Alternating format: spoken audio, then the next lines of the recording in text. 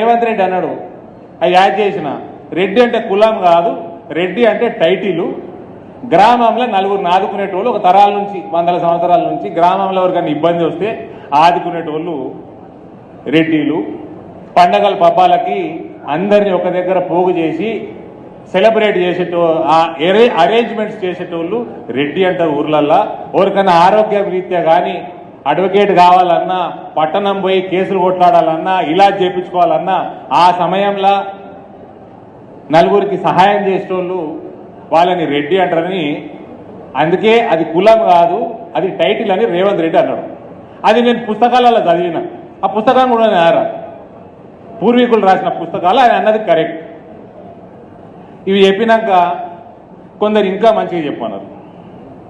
ఇంకా మంచి అంటే చెప్తే కుల్ల చెప్తా పోయి, ఒక గ్రామంలో ఉన్నోడు ఉంటాడు, లేనోడు ఉంటాడు, రెడ్డి ఉంటాడు, కాపోడు ఉంటాడు, పద్మశాలి ఉంటాడు, గౌడు ఉంటాడు, అందరు ఉంటారు. ఒక గరీబోడు బిడ్డ పెళ్లి పెట్టుకున్నాడట. గరీబోడు బిడ్డ పెళ్లి పెట్టుకొని రెడ్డి ఇంటికి పోయిండు. అన్న, బిడ్డ పెళ్లి చేసుకుంటున్నానే, జర పత్రిక ఇచ్చి నువ్వు వచ్చి ఆశీర్వాదం ఏం చేయాలి, నేను మన సంఘంలో పెట్టుకున్నా అని చెప్తే ఆ రెడ్డి ఏం చేసిండు, అయితే అరే ఇక్కడ 4 సంచుల బియ్యం ఇయ్యి, భోజనం పెట్టి అందరికి పెట్టు, నా తరఫున భోజనం పెట్టని రెడ్డి అనేట ఆయన అట్టించాడు. లేకపోతే ఏమే లోపలికి వెళ్ళి ఒక 10,000 రూపాయలు కవర్లో పెట్టి తీసుకొచ్చి సహాయం చేయి, మంచి పని చేసినవరా బాబు, అల్లుడు ఎక్కడోడు, ఏ ఊరు, ఏం చేస్తాడు, సరే దేవుడు చల్లకుండా పోయి చేసుకోపో, పెళ్లి చేసుకోపో అని రెడ్డి పంపించాడు.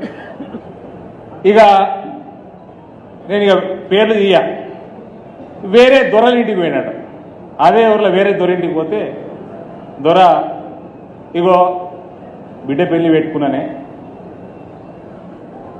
అల్లుడు పలానోడు, పలానా గ్రామం, మన సంఘంలో పలానా సంఘంలో పెళ్లి పెట్టుకున్నా, దగ్గర నువ్వు వచ్చి ఆశీర్వదించాలంటే ఆ దొర చూసినట్టు ఇట్లా చూసి, అవురా నీకు సంఘం ఏంటికిరా, పోయి గుడ్ల చేసుకోరాదా, ఎందుకురా మీరు పోగడాలు పోతారు అని దొర అన్నాడు.